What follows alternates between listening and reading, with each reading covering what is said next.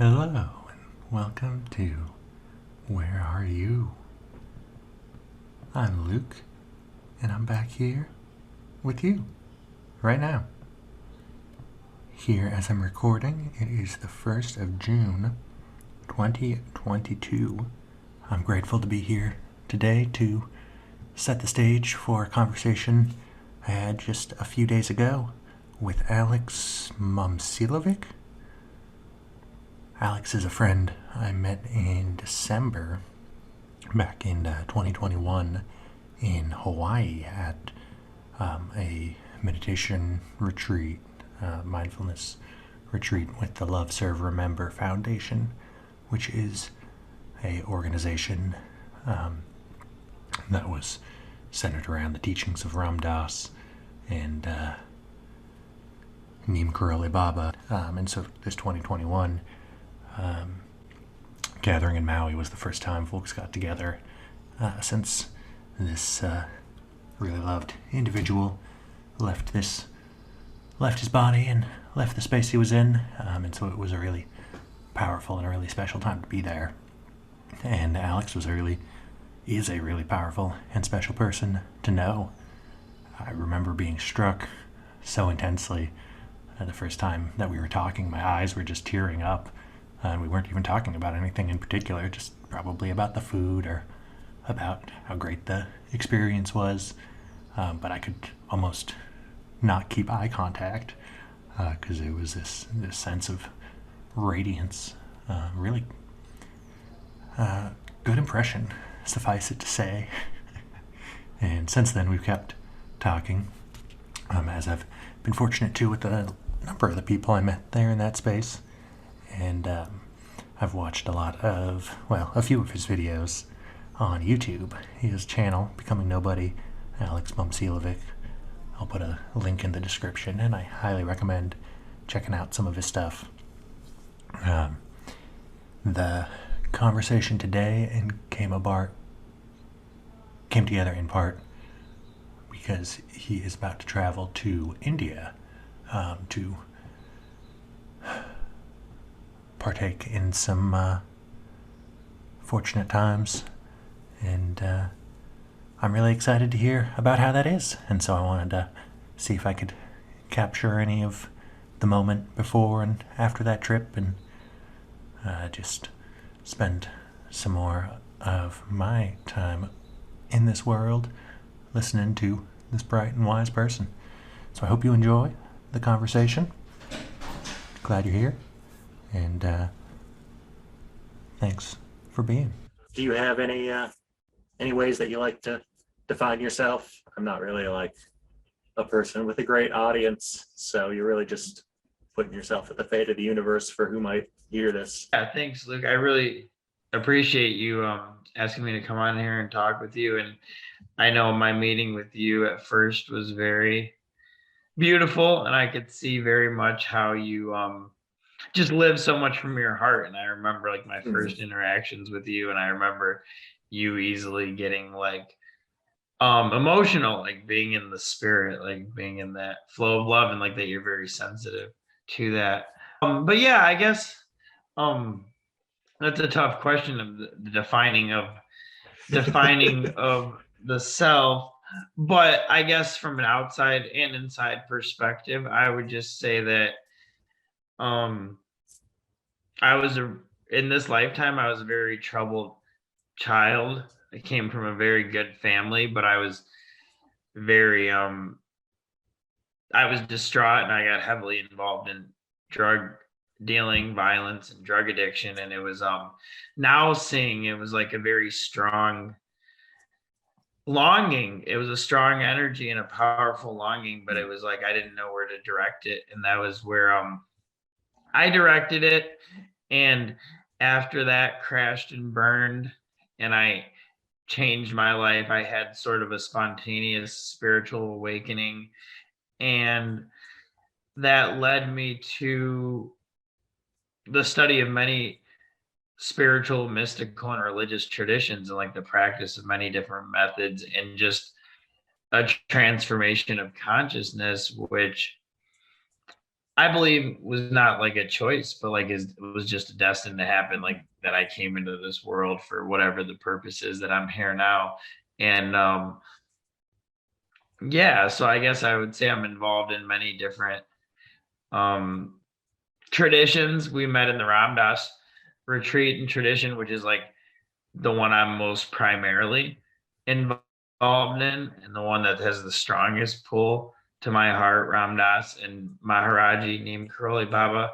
And so I would say the essence is just that my path is awakening, is the awakening of consciousness to like the true nature. And I just can't help but move towards that because I've just realized that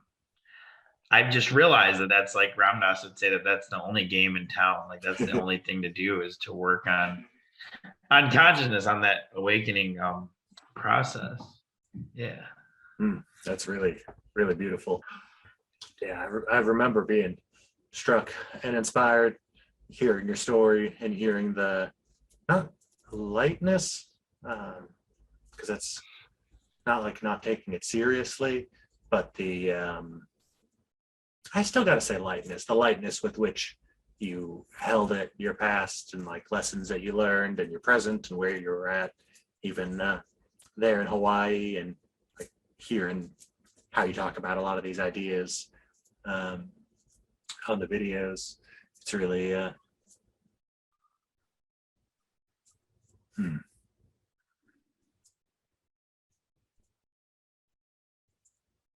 it's not non-grasping, but lightly held is the notion that's coming to mind. Yeah.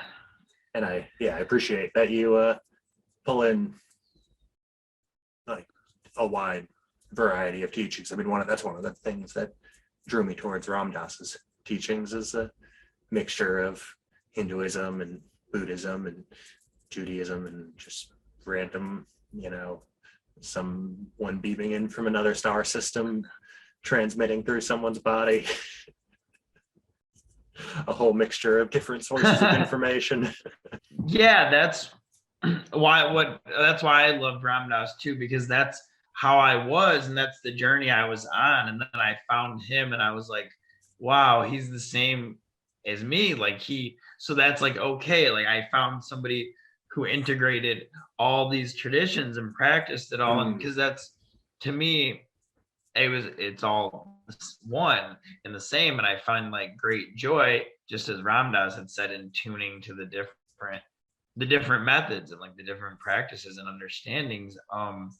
So yeah, that was what I loved about what I do love about him too. And I was just watching a little video before you turned it on, and it was like him sitting at the temple maybe a year before he died, one of the last retreats he was at, and everybody was sitting around chanting, and he was sitting in his wheelchair waving like a little incense stick around, and his mouth was just hanging wide open, like in joy. And I know that they say he used to do that a lot. He would just open his mouth and like say, "Oh joy," and man, it was really beautiful, And I met a guy at the retreat who said that like he's like, you almost would want to stare away. He's like, because he would just stare at you and like open his mouth like that and start smiling. And he said it was so powerful that it was like hard to even to bear. I never met Ram Dass, but like that was just what I was told.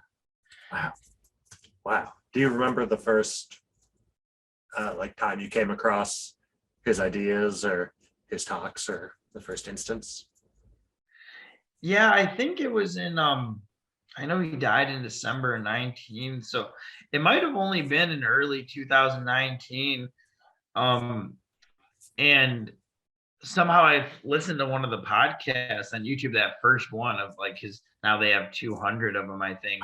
And yeah, posted on the Ram Dass app. And I just listened to one today, but I listened to the first one, and I don't know how I got onto it, but it came up somewhere and I listened to it.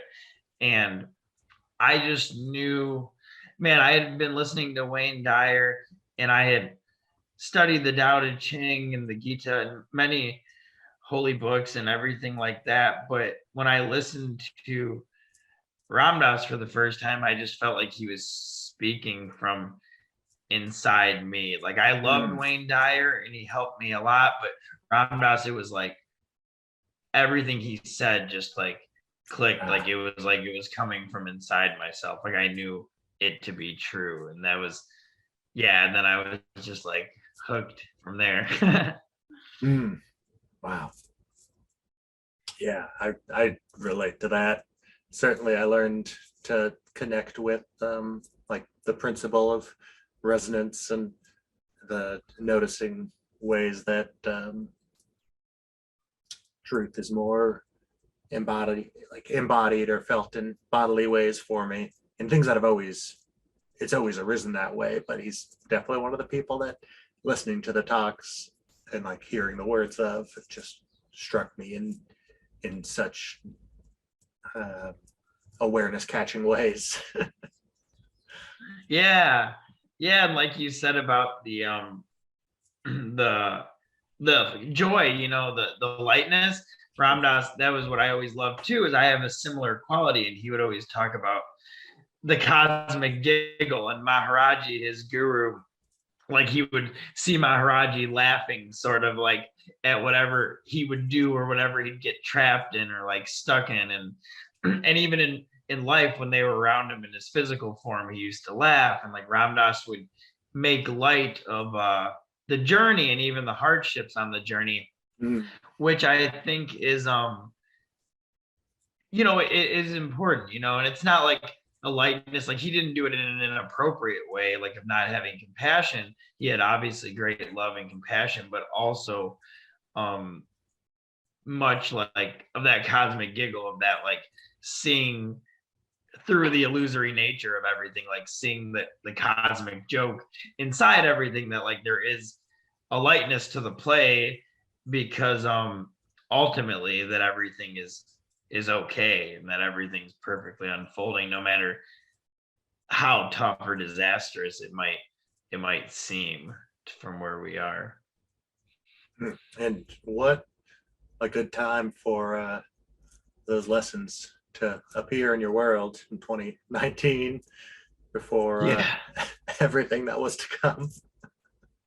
Yeah, definitely. And it must have been, I know when he died in December of 2019, I was like crying so much out of joy, basically, when I seen it. Like, not even, it wasn't joy and it wasn't sadness. It was like the same thing happened to me when Thich Nhat Hanh died. It was just out of like, I don't know. It was just like a pure love. Like I could feel his spirit. And so that means by December of 19, that was deep inside me. So I don't know. It must have been, if it was 2019, it had to be early in the year, but I bet you the connection just developed quickly, you know?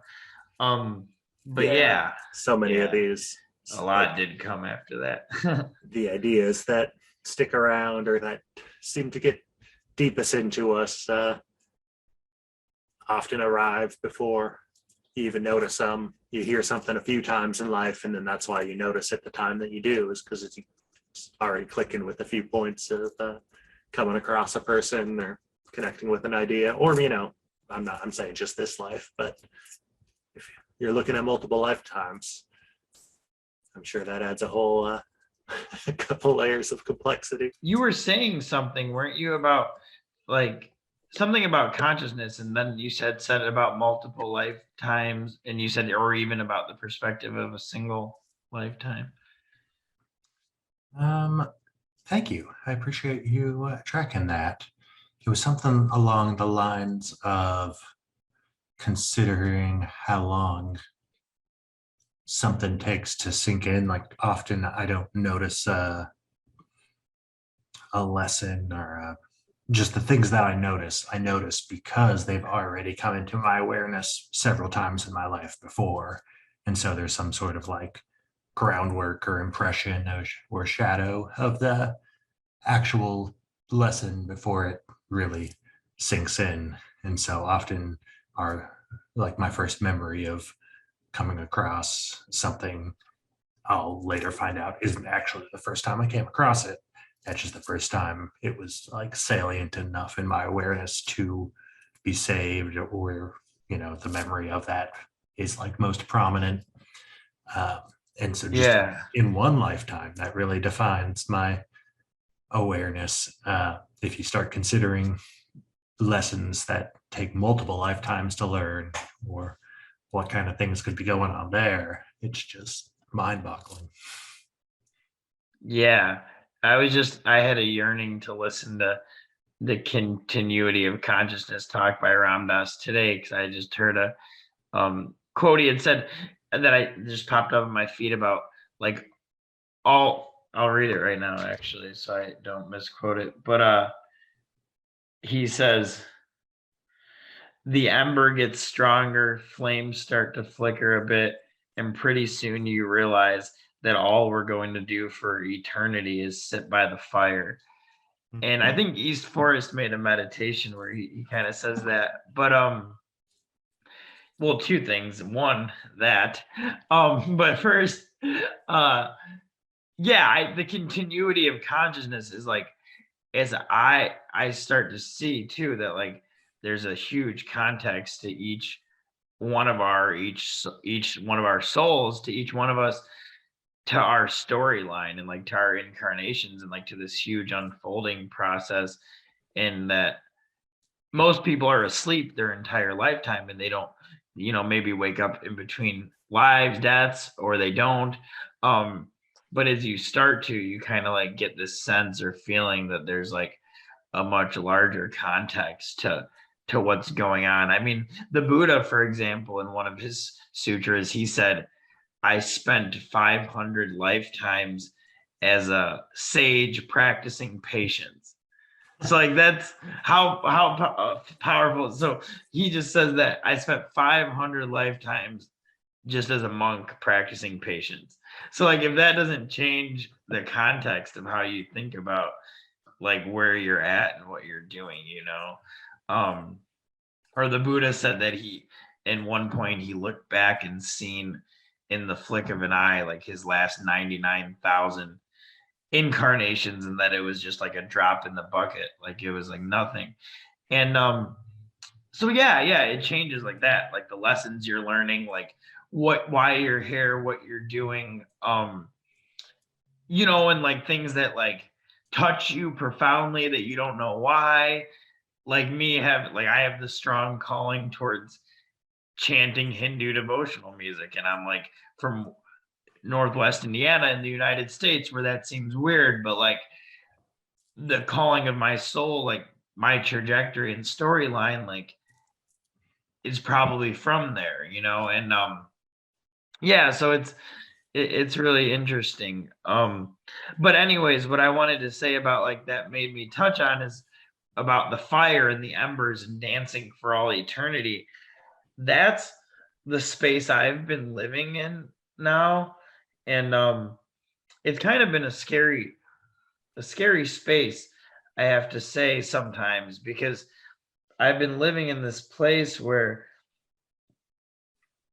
I'm like constantly living in like the eternality of time, and like not just like conceptually, but um where I can like see, and I use the word see because that's the closest way I could say it, but like see that this is all like beginningless and endless, like more than even thinking of our universe, which is 13 or whatever billion years old, more than thinking of the lifetime of Brahma, the creator, which is like 411 trillion years, which is unfathomable. But like beyond that, and beyond that, like seeing that there was no beginning to this and no end, and that it's like we're just dancing around the fire in these forms for eternity, whether it's in formlessness, in body, whatever it's in, but that it's always here, and it's always been here, and like it'll always be here. And yeah, and sometimes it is a little like threatening, because it's like I can see that I'm not really a human at all. Like relatively I am, and I'm in a human, but that's not what we actually are. Does that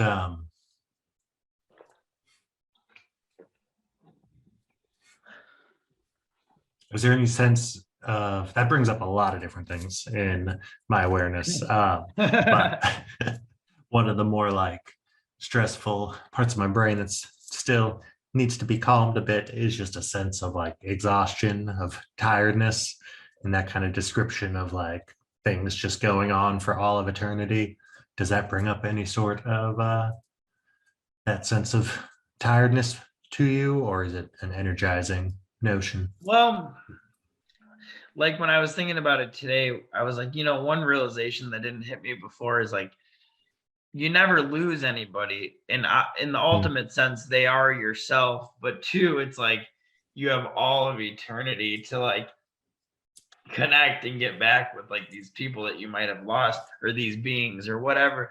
But yeah, I mean, it's because I've had some experiences outside of time where I've like seen the cycle of birth and death, and like the misery of it from that perspective, of like, because you got to think it's like most like me, and I live a fairly, and a lot of people in the West, we live fairly comfortable lives.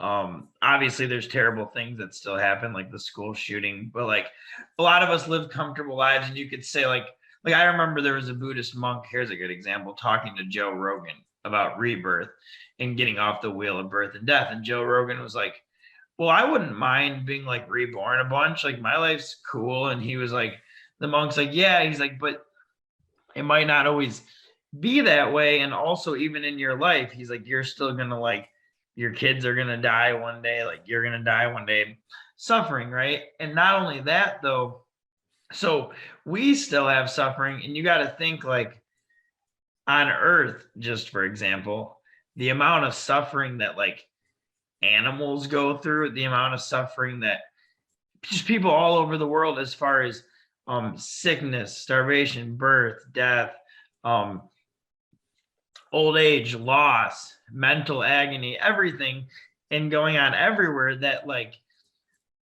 there is huge amounts of suffering that are embedded into like the yin and yang, into the universe. And so I've seen how like that's not the only way to look at it, but that's like what the Buddha pointed out, that there is suffering inherent in everything. So there's definitely been some despair when I've seen those things, to the point where I've even like been crying about it, like, whoa.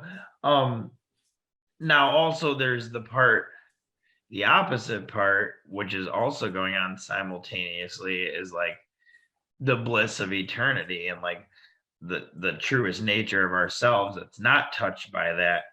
um but they're both going on, so yeah, I would say like the thing that bothers me about it, the scary part, isn't the, I don't know if it's the exhaustion, but it's my attachment, especially one, to my own self, and two, to like my parents and my pets and those around me. And that like we might be so close now, but like we're just, this life's like a flash. It's like a flick, and then we're like off again. So that, and what I've been trying to lean into more and more with that is you have to accept it, because it's all that, I mean, it's just how it is. It's just how it is. And Ramdas would say too, and in the talk he said today, like we also were the creators of that at some level too. Like we're in the game and we made the game. But yeah, that's been challenging for me. I've only talked about it as far as with teachers of mine a little bit. I did recently, because since that's been happening to me, yeah, it's been challenging. I mean, I can't really stop it. It just like happens to me now, uh, basically every day. And it's like, I just got to live with that and integrate it into my being. And sometimes I'll find myself like eating food because it like brings me back down into like I don't know, more of not, I wouldn't say reality, but more into like this, like it brings me back down into like here. And yeah, so it's been a challenge for sure. I guess it's like, what it comes down to for me is like the most of us are super attached to our separateness and like to ourself, right? Like our ego structure and our who we think we are, we're super attached to it. And really it's not even real anyway. And when you lose it, if you're super attached, there's going to be like a huge amount of suffering involved.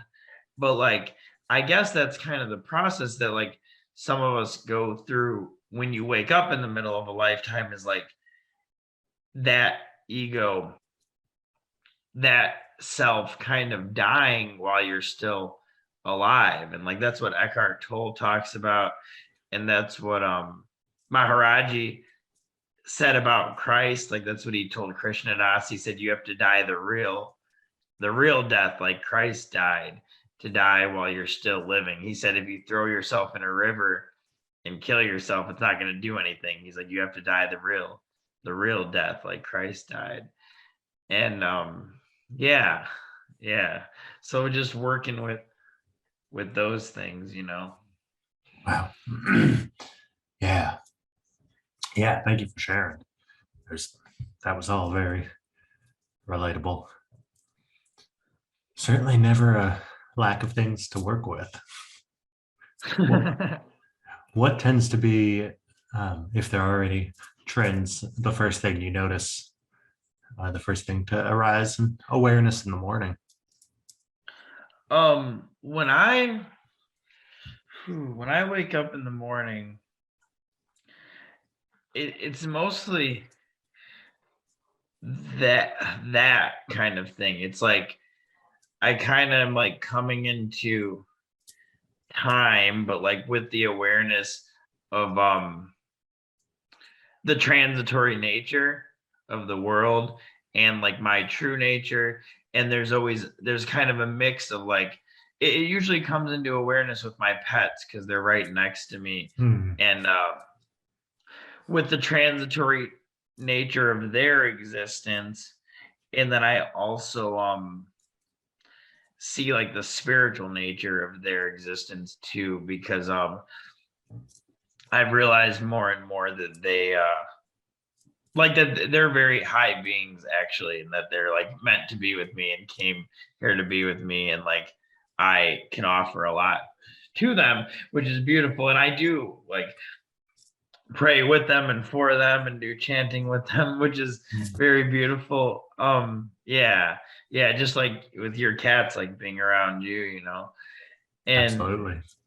so that's, yeah, they are on my mind with that a lot, especially since I read the Tibetan Book of the Dead and I realized that like it was true that like it's very hard for animals to make spiritual progress, and if they're around like a human being that does do that kind of work, it could actually help them like substantially, and I realized that once with my dog that like he came here on purpose to be with me. And like there's lots of old stories and like the old Hindu stories of great beings taking birth as animals or as trees or this and that to be because they wanted to be in some place at some time, to be around some being or be a part of some event or because of something. So you never really know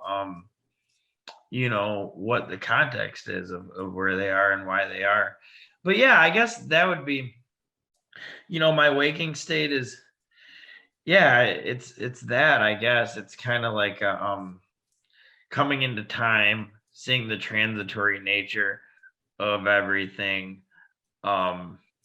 realizing that I like basically every day when I wake up, I just realize that like that this is all an illusion, and that I'm like, wow, you just don't actually exist. And then I just get up and like take a shower and usually do my morning meditations if I'm able to. Yeah.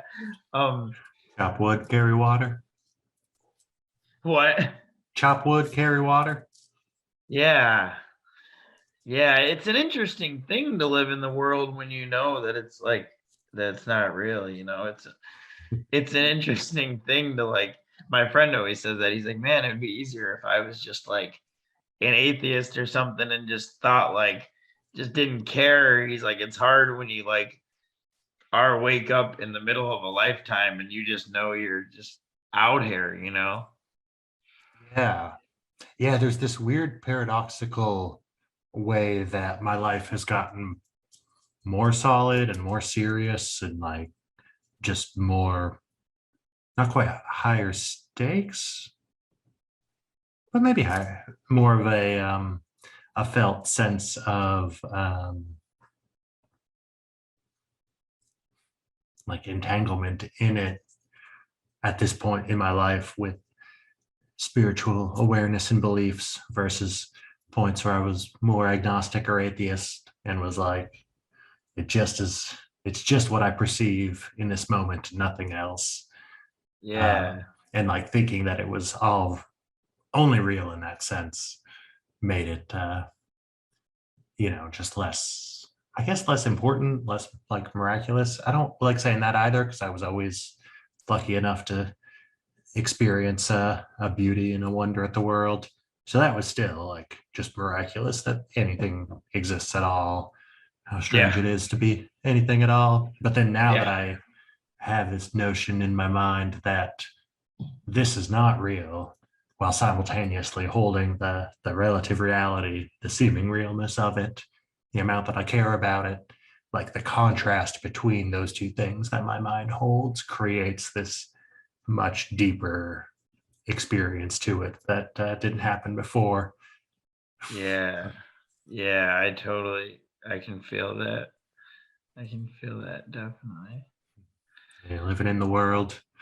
I remember in have you read Mingyur Rinpoche's is it Dying to Live in Love with the World? No. He's a Tulku who like was trained from birth to be a really high meditator. Mingyur Rinpoche, I think, is how his name is pronounced. And so he was a Tulku, so like a Tibetan. Is it Tibetan? Um, Yeah. Yeah. Sort of like a prince, like a lineage, multiple Hmm. incarnations. And then sometime in his 30s, as an abbot of a monastery, he took off on what he termed a wandering retreat, where he left in the middle of the night and became a wandering sadhu. And then he wrote this book about the process of going from being an abbot to just taking off, and really like vividly describes his embodied experience of like the nerves appearing and just what it was like to meditate in public for the first few times, and um, like out of his prestige context, and really, really fantastic book. In fact, can I send you my copy? It was such a good one. Yeah, Like, please. I I would think love that. you'd really like it. There's a description, something that happens to him later on, that I won't even spoil for you because I know you'll read it. That is just such a fascinating description. But anyway, the only reason I bring it up in this moment, though I'd recommend it to anyone who hears these words, is he's talking about I think just a standard practice in, I know there are many different lineages in Tibet, but at least in his lineage, of having a cup on your nightstand, and then as you like go to sleep, or before you go to sleep at night, turning it over to signify the like pouring your consciousness out of your vessel and into the world, and then in the Mm. morning flipping it back over to signify the state of receiving and like opening yourself back up to receive the world into you. Wow. And just Yeah, yeah. the way that looks at like moving in and out of the body in that kind of breath way, and that physicalizes it. Oh, it really stuck out to me. Yeah, that's powerful. That's kind of what I was, yeah, that's like kind of what I was talking about too with the sleeping and the awakening. Yeah, I like that. I like that. I would love if you'd send me it. Um, Yeah, your description really brought that to mind. you said you had wanted to talk about India, right? Thank you for bringing it up. Yeah, in just what 3 years from falling into Ram Dass's teachings, you find yourself a week away from traveling to India. Yeah. Um, yeah. So basically, I've been feeling a very strong pull towards. So, I've always felt a very strong pull towards Ram Dass, and I love the stories about Maharaji named Curly Baba, who is Ram Dass's guru. For anyone who doesn't know, who Ram Dass met in India in the late 1960s, and who basically is, basically he became the breath of Maharaji and brought that back here and spoke it and became it. Um, and I always felt that with Ram Dass, and I love the stories about Maharaji, and they'd make me cry. But I would never have really ventured to say that Maharaji was my guru or anything like that. I just, I would say that maybe about Ram Dass, but I loved him very much. However, in recent times, my pull towards Maharaji, towards Neem Karoli Baba, has became much, much stronger. Specifically, since I've been doing practices of repeating the names of God and doing chanting. And for example, right before this interview, I was going to meditate, but I just ended up chanting, which is also a meditation, Shri Ram Jai Ram for 30 or 40 minutes, basically to Maharaji. And that longing has gotten very powerful in me, where I was like, their tears come when I'm doing it. And it reminds me of Rumi and his longing for the beloved in his poetry. But so I've been feeling this call to Maharaji, and like I told you, I had seen him in the dream and everything. And the certain sets of circumstances transpired in my life that were not likely to have transpired, to where I was granted this opportunity to go to India, which I deeply wanted to do at some time in the future, but was not planning on doing this year by any means. And so this just happened about a week ago, and I'm going in about a week, and I'm going to go to Kainchi in northern India, which is where Maharaji spent a lot of his time, and which is where Ram Dass and Krishna Das and our tradition were a part of, where they all met him, and where he had the temples built, and then where they built. At the end of his life, a little bit before he died, he told them, he said all the temples were already built that he had built. And he said, there will be one more temple. And they were like, oh, that's interesting. He said that.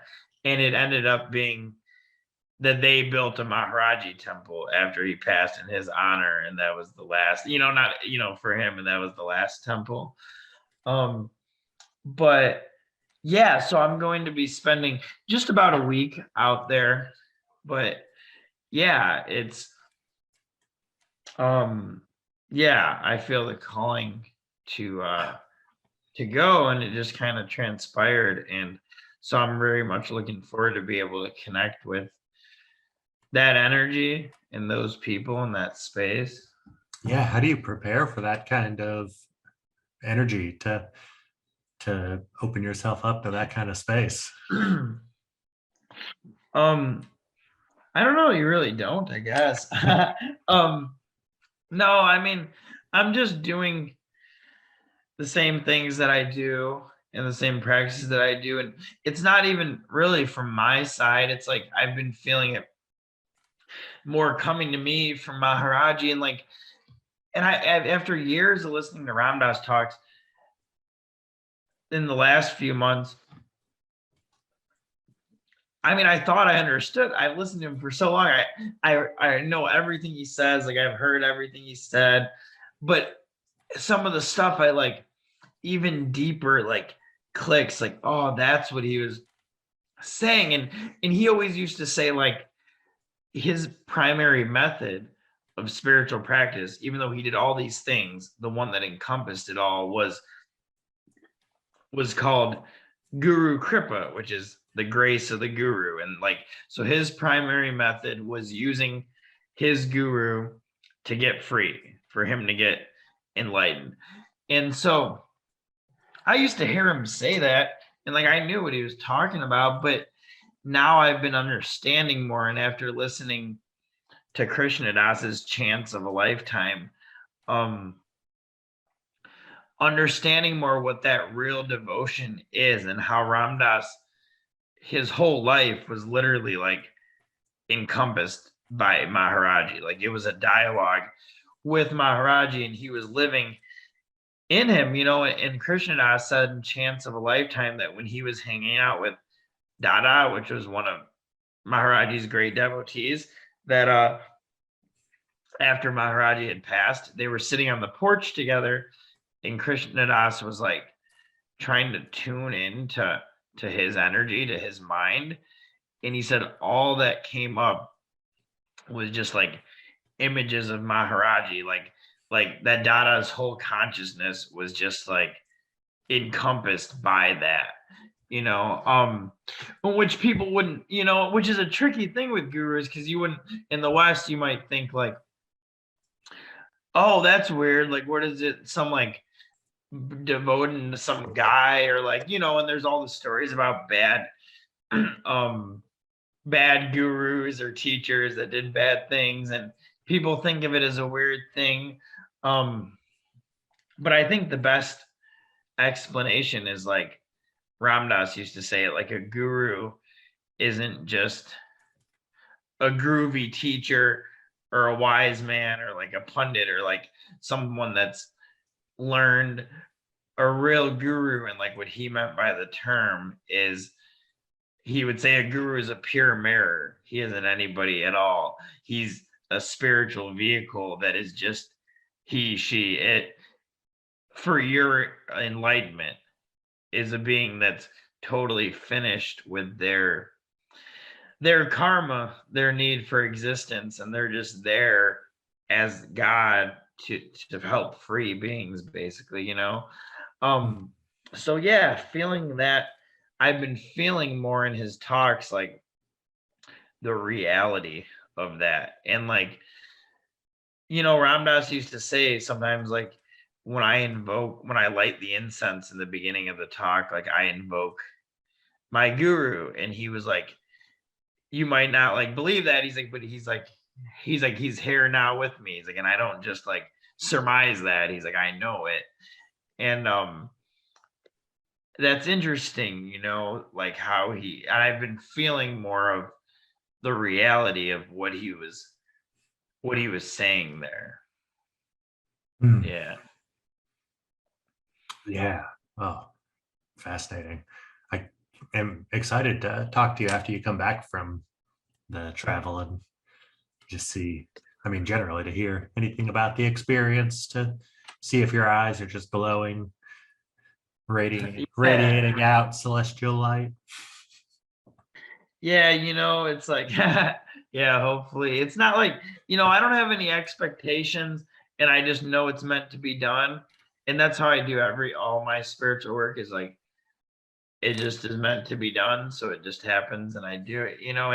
And really I've been thinking it's so interesting how I got there, because when I met you guys at the Ram Dass retreat, and when I wasn't supposed to be there, like I signed up, they said it was closed, and I had to sign up for the May one, and I signed up eventually. And the guy emailed me, and he's like, I don't know how you signed up for this. It's not even open to the public. Like the website's not up. He's like, but here, I'll tell you what, like, I'll either refund you, or a couple spots opened in December if you want to go, which never would have happened. I mean, I had even emailed and they told me no, you know.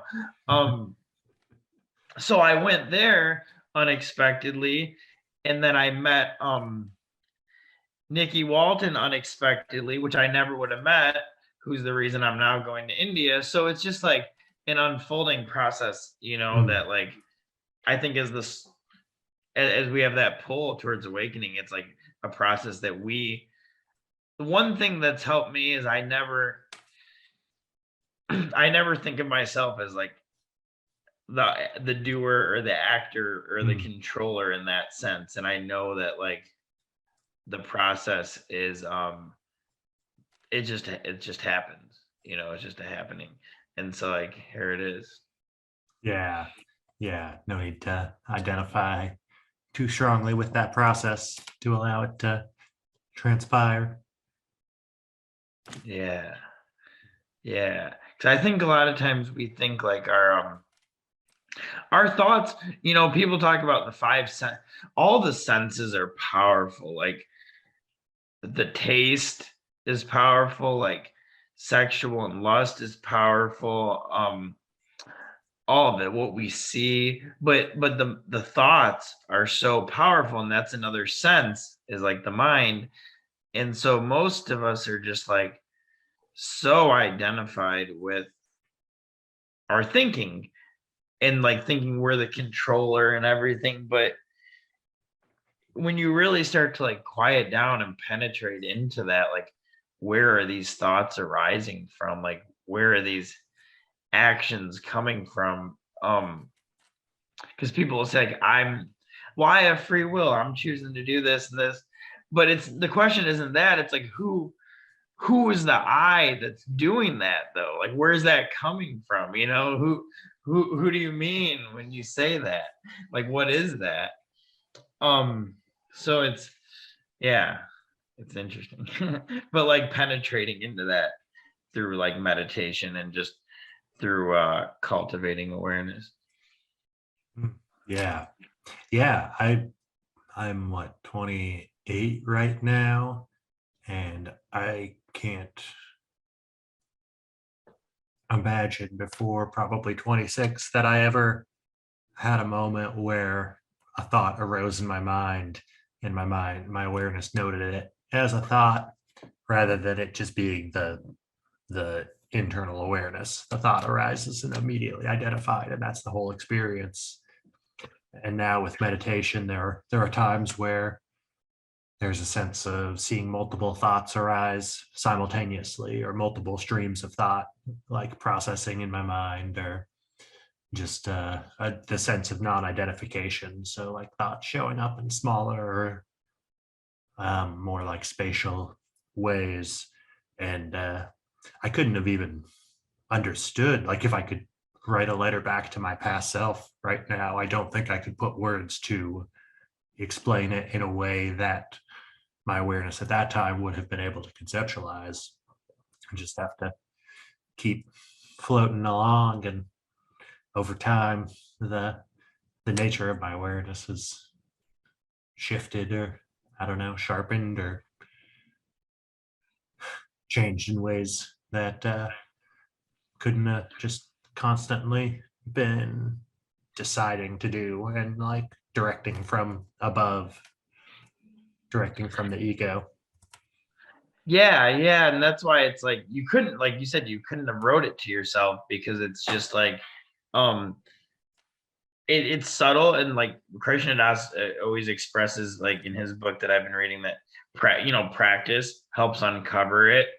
And it's so it can't be explained, like where I thought I was like 3 years ago to where I am now. It's like, and these experiences I'm detailing to you, it's like you could say them, but you can't fully like really convey that. And that's why in all spiritual teachings it's always been said, like you have to do the things yourself. Like you are also this, like you need to also have these realizations. You can also become like Buddha or like Christ or like Maharaji, but also that it's like a process that can't be rushed.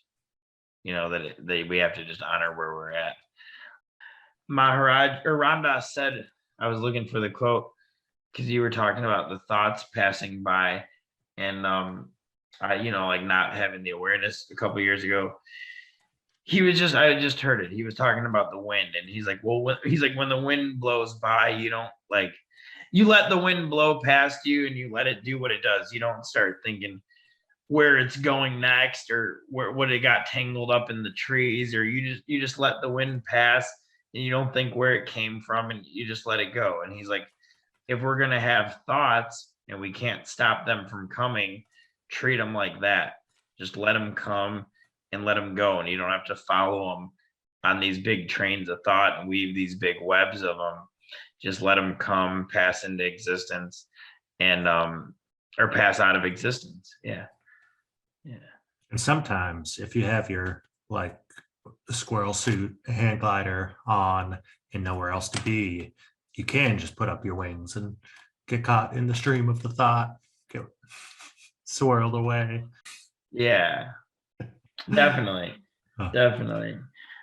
I know we're getting on the light side for you, so I'll try not to eat up too much more of your night, but I appreciate all the time that you're spending in my world. Yeah, thank you so much. Always honored to and happy to be talking with you. I just haven't, still working on finding more and more spaces, and in a lot of ways the internal comfort to talk about and like process, especially a lot of the more spacey, well, I guess I wouldn't even say they're super spacey ideas, just reincarnation and the like more notable energy stuff. I know you've been really thoughtful about introducing some of the different yoga practices that have been important to you, and meditation to different friends and people on the recovery path and on different paths. Have you, like, I guess just, can you speak a little bit to how you've walked that line of putting information in people's lives without feeling like you're evangelizing or trying to change people? Yeah, definitely. So I never I let the spirit work through me. There could be people I could see on a daily basis, family or friends, and maybe our conversations never get to that level because it's just not called to come out of me. Or there could be somebody that the first time I see them, something deep opens up inside of them and they say something to me and it leads to that, but yeah, in the sense of the Kundalini Yoga, for example, which I've been learning and teaching, which we're talking about,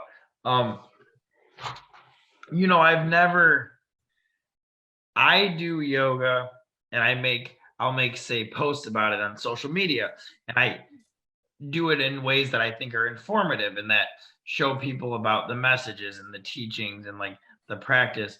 And then people will come to me, and if they're interested, they'll ask about that or bring it up. And then I can talk to them about it, And I guess I would say I do the same thing I do share spiritual based posts, and I do my YouTube channel, which is all content based on spiritual traditions, on awakening, on consciousness. But I don't do it in a way of telling anybody what they have to do or anything like that, or that they have to listen to this. And I have close friends in my life, like very close friends that in the recovery community that have been around me that never listen to any of the stuff I do or are interested in anything that I do. And so I don't mention that to them. And, and it is very interesting because like I have a very, very good friend, and he's really not aware of much of the depth at all of any spiritual practices that I've done, anything where people I barely know are, just because he's not necessarily open to that, so it doesn't get to that place, so yeah, I guess that's what I would say is like having that security in, it's like in evangelicism or whatever, like preaching type thing is almost like the people are on a ground where I don't know if they might not even believe what they're saying, and they have to try and like convince you, and buy into it with them. But when you know that like you're living in truth you just offer truth when it arises, if people are ready to hear it, and if they're not and they don't want to, then you have to have the faith that's where they are on their path and that's their karma. And Ram Dass used to say, like, during his talks, he was like, if somebody walks out of the room at a certain point in my talk, that's not by mistake, even if they think it is. Like, even if they think, oh, I just had to go to the bathroom and they missed this or whatever, it's not by mistake. And like you were saying about the reincarnation ideas, I mean, for me, I think it's one of the fundamental, I think karma and reincarnation are like really two of the most fundamentally important things to understand on the spiritual path for somebody that's working towards enlightenment or awakening. Because, and it's interesting because I just seen a post by Mado Roshi, who's my Zen teacher in Wisconsin, and he was saying the same thing. And I was like, wow, that's why this is my teacher, because I always have the thought in my head, the first thing you got to understand is about karma and reincarnation, because if you don't understand those two things, you could work on happiness in this life for sure. But if you're working like in a real spiritual practice towards awakening, if you don't understand those two things, you don't really have the context on what you're working for. If you don't understand like the cycle of births that you're going through and that wheel, and you don't understand the karmic laws of cause and effect that are manifesting why you're in the place you're at and why your life's the way it is and all of that, then you're really not practicing towards that. So I think those are, and that's kind of what he said in the talk too. He's like, you could still be doing meditation and getting happy and everything. He's like, but you're not really practicing Zen. He's like, unless you have like the philosophical understanding behind it, which is interesting, I think, but I kind of agree with it. Yeah. I'd agree with both those very, very strongly, at least in my own path, my own experience. The opening to the ideas of reincarnation and the death of the physical body not being the end of consciousness were fundamental in shifting my sense of what is to be done in this life. Before having those ideas in me, I was very focused on like world peace and like stop conflict in the moment from it happening. Whereas now, I'm much more in a place of fix yourself to fix the world. Yeah, it changes. It does change how you see everything. And, and it's not even like a thing, like for me, it's funny because it's not even a thing that like people are like, oh, you believe that? Like, I wish it wasn't true. Like, I wish that right? I just this lifetime and like I was gonna just like be in heaven for eternity after. It's not like I picked like, hey, I'm gonna believe this. I just figured out that that's how it was. Yeah. Yeah. And karma, very, very similar. Like just makes sense to me as the way that things are.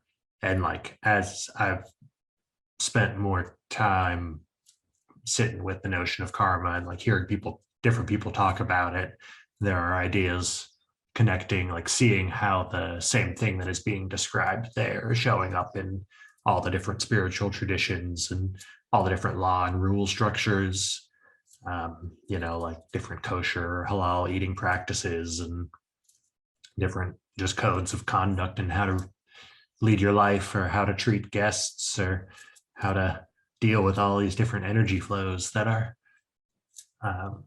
come with taking a body and being in some kind of form.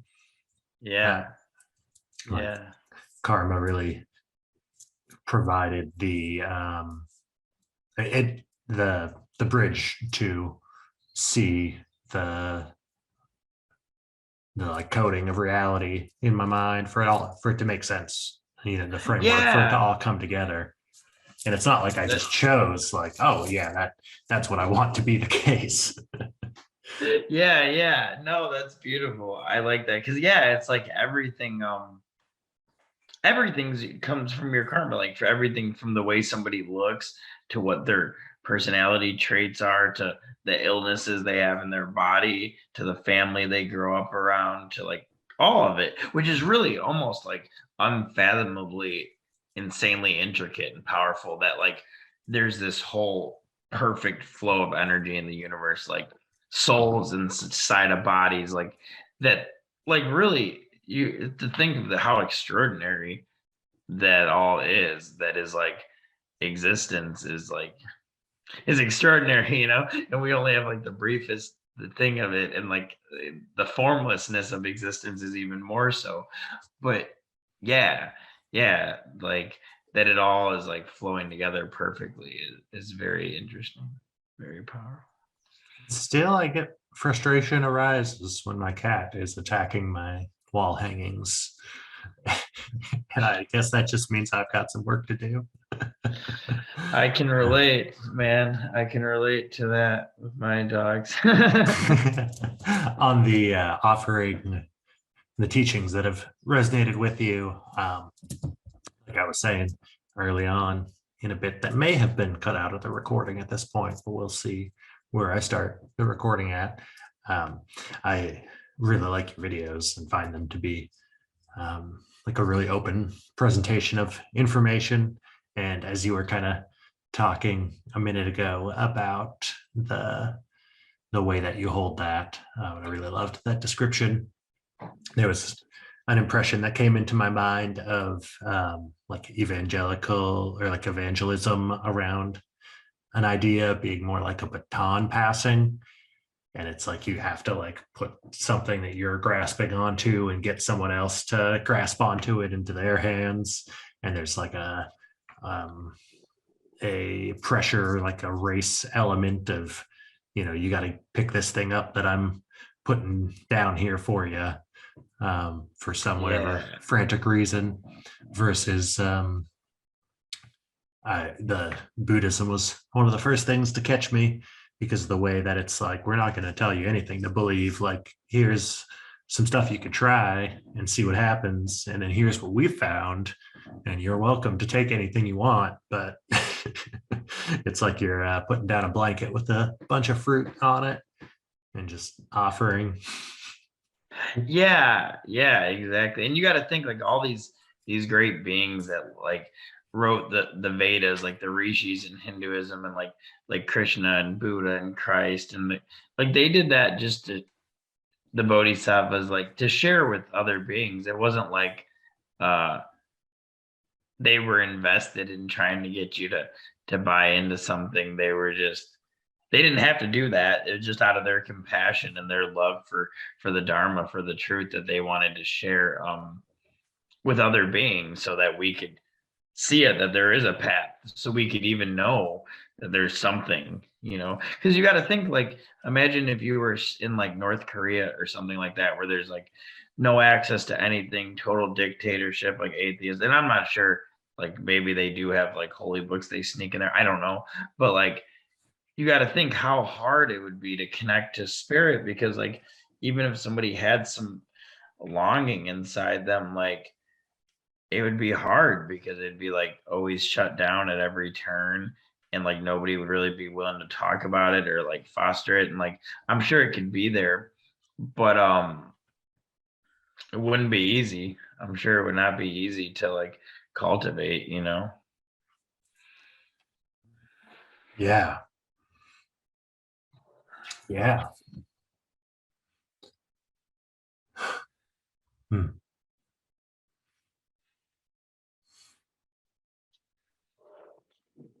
There are approximately 1,000 questions still present within my awareness, and accepting the reality of time, I'll rein it into just one more question. Okay. For, your pre-India self, before your pre-travel self, what do you bring with when going to Maharaji's temple? What do you bring to offer, inside or outside?